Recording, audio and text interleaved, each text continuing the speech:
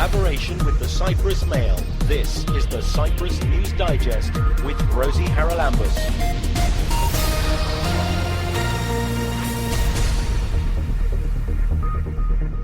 Coming up on the programme this week, we'll hear about the role of women in the peace negotiations. Many other failures should only highlight how important this is for this issue not to be overlooked, at least not any longer. It has been overlooked long enough. An example of bi-communal cooperation as the restored Apostolos Andreas monastery is inaugurated. They work together harmoniously, and it's an example of what can be done when people are working together to fulfill an important target. A holistic approach to breast cancer treatment at the upgraded breast clinic. All women that are seen at the breast clinic, the diagnosis is discussed by all doctors, oncologists, surgeons, plastic surgeons, breast nurse, radiologists, radiotherapists. And we meet a singer-songwriter who's just released her first album. I really think it does fit a few genres. You could say folk rock, because it's definitely got that rock sound with some folk influences. But some of the tracks are very kind of light and poppy, so it could be also indie pop. Mara Marinaki is the European External Action Service's Principal Advisor on Gender and on the implementation of Resolution 1325 on Women, Peace and Security. She was the keynote speaker at a conference held in Nicosia last week on Pathways Towards Sustainable Peace, Building United Nations Security Council Resolution 1325 into the Cyprus context. I spoke to her about her contribution. Essentially, the contribution that I was invited to make as a keynote speaker had to, as its main theme, to highlight the importance of Resolution 1325 and its direct relevance to opening new pathways to peace in Cyprus, how women should be included in the process at the earliest possible stage, and what would be the added value of their inclusive role at an equitable participatory role. And what would be the advantage of having more women? Because they have very much over the last many years in Cyprus virtually been frozen out of the process. Well, this should be redressed, in my view, because essentially, and this is the spirit of 1325, has to do mainly with the fact that unless you have women's role properly integrated in any kind of a peace agreement, in any kind of political participation, in any kind of leadership, equal, inclusive contribution to be made by women, there is no sustainable progress, sustainable agreements, sustainable peace negotiation in the length of time. And this is one of the pitfalls of many peace agreements, and we would try to avert this from happening in the case of Cyprus. Of course, there have been very negative elements in the past, which of course reflect wider realities in the society, in the political scenery of Cyprus. But this is a good starting point for issues to get on a faster pace of progress towards the 21st century. Can you give me an example of a peace agreement that has, if not failed, certainly not lived up to expectations, just simply because women were not part of the process? Well, you have far more examples of failed peace agreements rather than successes. I would rather focus on the successes. A success case in point very recently was Colombia, where you see the central role played by the Gender Commission in the context. Another success story was Philippines, again with women being an integral central part of the decision-making process. Another one was also in Guatemala, where again women have been included. And in the past there has been quite a substantial contribution in the context of the Good Friday Agreement, with Monica McWilliams being the front runner and one of the leading pioneers in women's inclusion in peace agreements. Many other failures should only highlight how important this is for this issue not to be overlooked, at least not any longer. It has been overlooked long enough. And what would you say are the most important elements that women bring to peace negotiations? Because they view them very differently from men, don't they? Yes, but they're far closer to their day-to-day lives, their communities and realities on the ground. They can bring this reality check in the process. They can contribute effectively in promoting realistic solutions, hands-on, practical approaches, step-by-step, confidence-building measures, because they very well know all the loopholes which men very often either overlook or are totally ignorant of. Mara Marinaki, the European External Action Service's Principal Advisor on Gender and on the implementation of Resolution 1325 on women, peace and security. Keep up to date with events in Cyprus and around the world with the Cyprus News Digest. This week, the main news has, of course, been the talks between the two leaders of the communities in Cyprus in Switzerland. But while they were going on Monday, another important event occurred. We've spoken on the programme before about the Technical Committee for Cultural Heritage. Well, they were in action in Apostolos Andreas in the Carpathia area of the north for the unveiling and handing over of the restored Apostolos Andreas Monastery. The co-chair of the committee is Tagis Hadjidimitriou. He joins us now. Tagis, this is particularly significant, I think, for Greek Cypriots. For those who are not aware of how important the monastery and the chapel and church there are, can you just give us a little bit of the history? The history of the monastery there of Apostolos Andreas is something more than of a century. It was built in the last quarter of the 19th century. But of course there is a chapel it has its origin since the Frankish period, the medieval period, about the 14th or 15th century. But the significance, I think I'm right in saying, is the fact that the Apostle Andrew actually was shipwrecked, I think, on the coast there, or came ashore?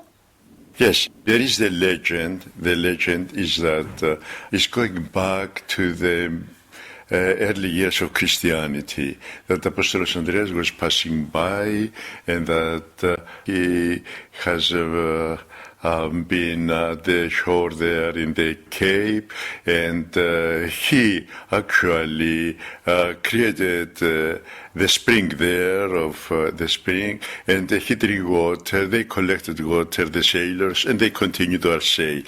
All these things, really, it gives the symbolical importance of the Apostolos Andreas that is not limited to the history of the church, but is connected with legends and symbolism. The symbolism is that we are in the final end of Cyprus, at the end of the Cape there, which is open to the sea, from where ships, people, prophets, apostles, warships, fleets pass by. So when you are there, you are in touch with all the troubled area of Middle East, which is the origin of religions, of philosophers, great happenings in the history of the world. So the Cape there is connected with the history of Mediterranean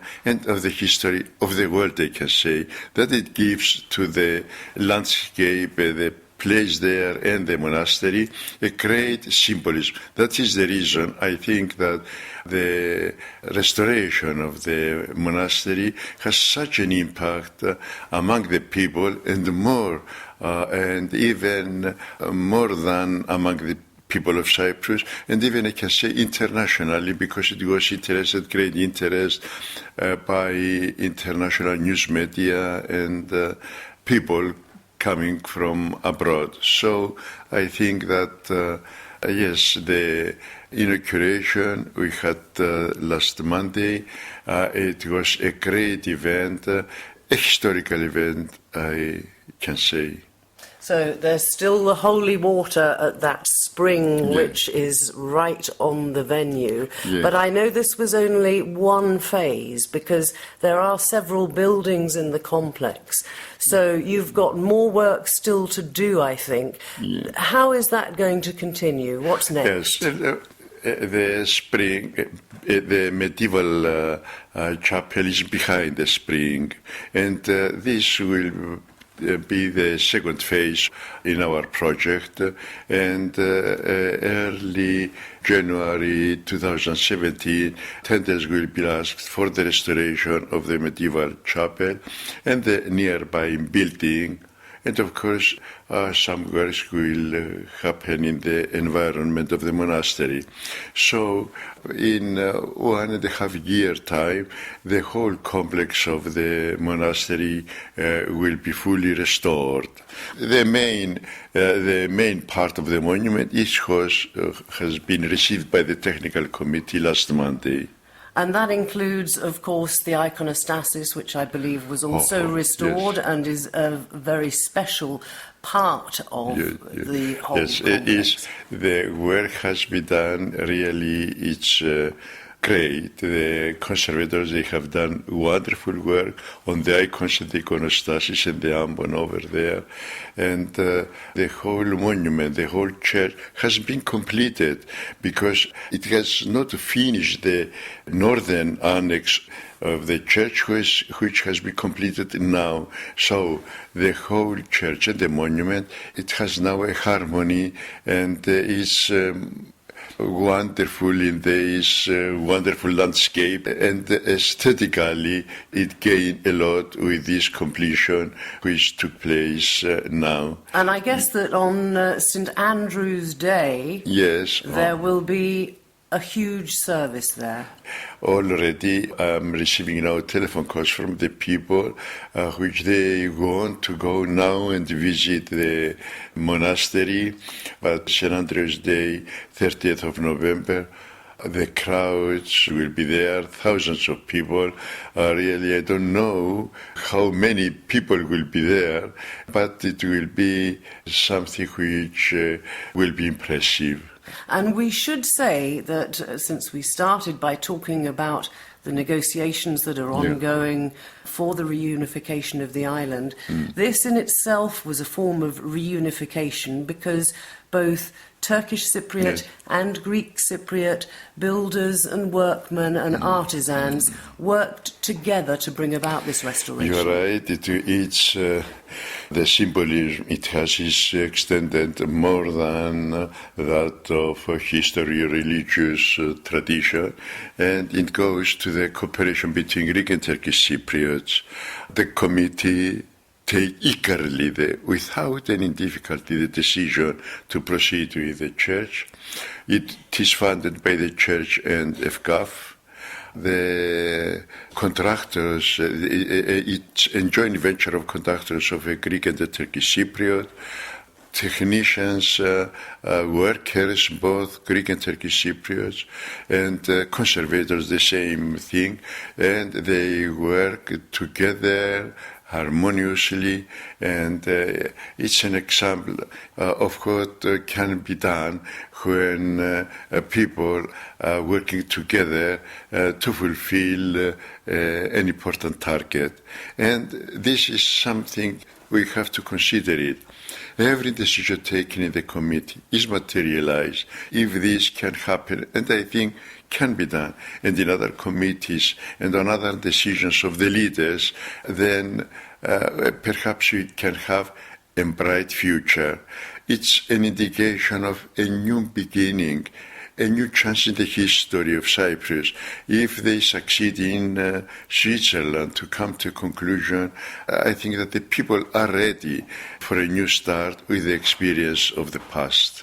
And that really will be something to celebrate at Apostolos Andreas on the 30th of November, the Saint's Name Day. You can subscribe to the Cyprus News Digest on iTunes for free and get the program downloaded to your phone or tablet so you can listen anytime, anywhere. We spoke on last week's programme about Movember, which is of course about awareness for prostate cancer. Well, Europadonna Cyprus has been working for many years to try and raise awareness about breast cancer. And they have an ongoing event called Frame for Life. Joining us to tell us about that is the Administration Officer of Europadonna Cyprus, Louisa Polly. So Louisa, what is Frame for Life? We came up with the idea to have, from October until the end of the year, frames in different places where people can go and take pictures. They're just the outline of the frame, so people can stand behind it and take a photo that they can put on their Facebook.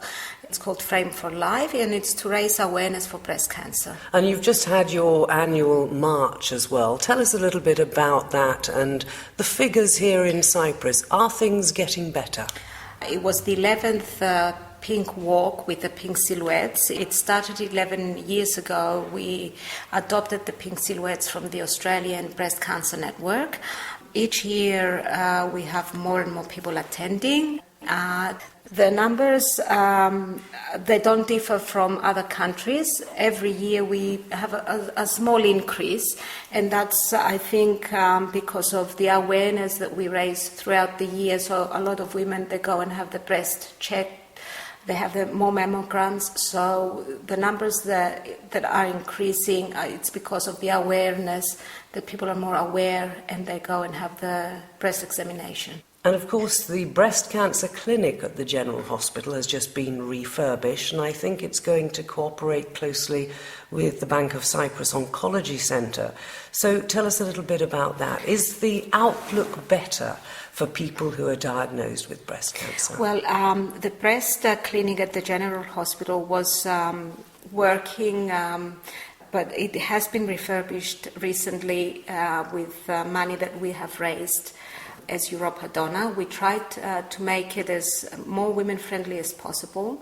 So the ladies that go there for the diagnosis, they have a small corner where doctors can sit down with them and tell them of the diagnosis and the steps that they will need to follow. It's working with a multidisciplinary team where doctors, oncologists from the Bank of Cyprus Oncology Centre and doctors from the General Hospital, they meet and they discuss each case separately. So all women that are seen at the breast clinic, the diagnosis is discussed by all doctors, oncologists, surgeons, plastic surgeons, breast nurse, radiologist, radiotherapist. So it's a holistic approach by a lot of interdisciplinary medical people. The breast clinic doesn't mean that a woman who is diagnosed, that they will be operated and treated under the same roof. The diagnosis is at the breast clinic, then they have a choice to have the operation at the General Hospital, or they can go privately, and then they can go to the Bank of Cyprus Oncology Centre to have the therapy. So all over the world, breast clinics, all the treatments are not under the same roof. Okay, and where does the mammogram centre fit into all of this? Because it's a few years now since Europadonna managed to get a screening island-wide for women over a certain age, and they do, I think, all go to certainly from Nicosia, the clinic in Arlanja. Yes, in Nicosia they go to, they can have the mammograms in Arlanja. It's the breast screening program that has been running the past 10 years. It's free for women 50 years to 69 years of age. They receive an invitation from the Ministry of Health to go and have the mammogram every 2 years.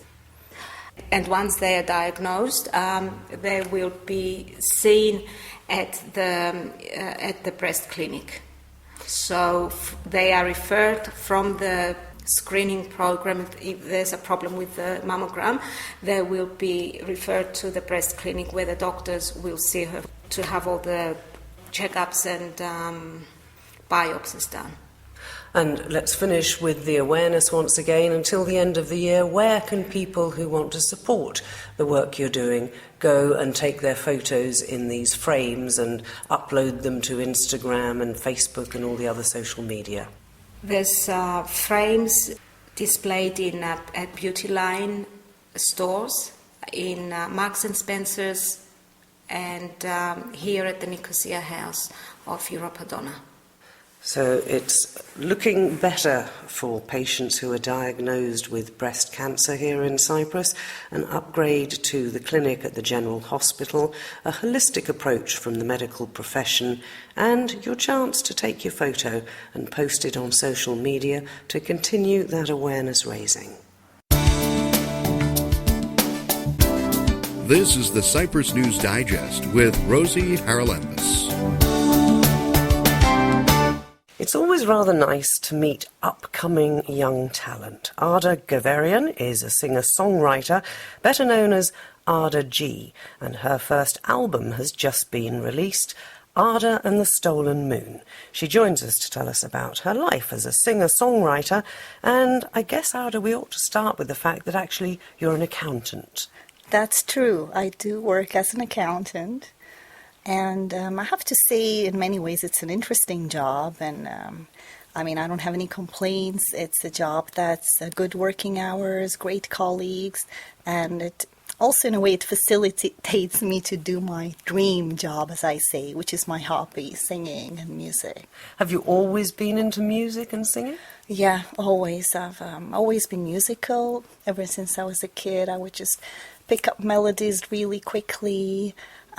Just make up my own melodies on piano, and really into music.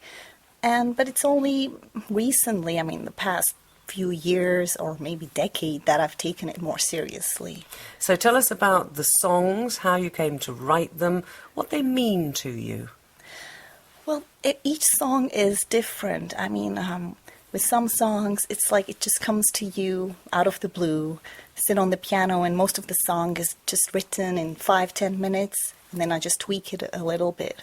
These things happen when I'm really inspired. It could be a situation, whether at work or at home, an everyday life thing that just has to come out there and then. Other times I'll just, get a melody in my head and say, okay, what words fit this melody? I play more around, discover chords on the piano and say, what are these chords telling me? What can this song be about? But it's always from just everyday life inspiration, from within, what I feel, and also observing the world around me. You've put together an album. I know that it was produced by Robert Kamasa, Yes, a former that's right. colleague of mine who's very well known in Cyprus. What did he bring to the production? Because it's always interesting to me that you obviously have your own ideas as a singer-songwriter, but the reason people have producers is that they also have a little bit of an input, don't they? That's true. Robert really helped with putting that extra, something different into the album, because my songs were just kind of really melodic, catchy songs, a singer-songwriter type of thing. But Robert has such an imagination that he would just hear a song and immediately think, okay, I can imagine this as a reggae track, let's say, let's give it this vibe. Or maybe this can be a bit more upbeat. Or don't stick to the chorus-verse structure here. Let's try something more abstract. And I think that's what Robert really put into the album, that he made it more alternative, something with more imagination, different to what you hear on mainstream And was radio. that cool with you? Because it's Yeah. your work at the end of the day, and I imagine it's also a little bit like an editor coming along when you've written a column for a newspaper and changing things. That's true. We would sometimes, go for a coffee and discuss for an hour or so how we imagine the song to be, and I'd keep insisting, but really, no, this is better. But at the end of the day, Robert has so much experience and I can't say persuaded me. He just really did show me that this way is better, and I'm totally cool with it. I'm really happy with the album. How would you describe the music that you make? You've said it's melodic, but how would you describe it in terms of a genre? Oh God, this is a tough one because I really think it does fit a few genres. You could say folk rock, because it's definitely got that rock sound with some folk influences. But some of the tracks are very kind of light and poppy, so it could be also indie pop, some different pop. So overall, I'd say singer-songwriter, folk rock, indie pop, alternative. As a market, probably adult contemporary, but really some tracks would just really appeal to any age, I mean teenagers. So the most important is that it's organic music. It's like this live band sound. It's not electronic or processed. And you worked with session musicians here in Cyprus, I think, to put it all together. Really good ones. How was that for you, in the sense that as a singer-songwriter, I presume you're usually performing alone? It was like a fresh change, really. I loved how each musician did bring something of their own. It could be just a little idea or the way they played. And just to take a song from the basic piano and vocals and see how it develops to that full band sound. It was a really amazing experience, and I owe a lot to Robert because he knows so many good musicians, and he really did bring the best. May I say their names? Sure. Sokratis Leptos on guitar, Stefanos Melodiou drums, and Mike Chrysanthou did the engineering at New Music Studios. And we had Honeyman Melis, I forget his first name, to do a very nice piano solo on Dear Lover, which was a cover song. So it's out. People I know can buy it, but you also did a crowdfunding exercise because there are plans, I think, for a limited edition vinyl. Vinyl seems to be making a big comeback. It really is kind of the hot thing in music now.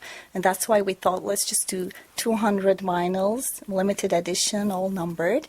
And the campaign was on Indiegogo. It went really well. We've achieved our goal. But people can still go there and contribute, pre-order the vinyl or just buy anything else they want. And this will help us with the costs. So where should they go? What do they look for on Indiegogo? Just go to indiegogo.com, and if you search Arda or Arda and the Stolen Moon, the campaign appears. You just click on it, and there's this page with all the perks that are on offer, and you can just go and pick one, and in this way help us. So it's out. You're hoping for big sales, I imagine. But, I mean, you have done limited edition of the CD, and it will be limited edition vinyl. What happens if it takes off? How many can you turn out? I really hope it takes off, and somehow I'll figure out and find a way to make more CDs. And what about the next CD? Are you always writing new stuff? Are you working on new material? I am, and actually that's something that sometimes worries me because I really seem to enjoy the creative process more. I mean, all these things are great, giving interviews, playing gigs, but for me, what really fulfills me is to create and to write. And already I was telling Robert, I have this idea for a next song, I want to do the next album, and he says, take it easy, we have just released this one. There are things to be done, gigs to play, shows to do. But I always have ideas in my mind, and they come at the weirdest moments. So when are the gigs coming up? I've got a show on the 17th of December at Club Red, Nicosia, and then another one on the 28th in Limassol, and on the 4th of January in Larnaca. So there you are. Look out for Arda and the Stolen Moon. You can find them online if you'd like to listen to the album, and you can go and see them at those live gigs coming up at the end of this year and the beginning of next.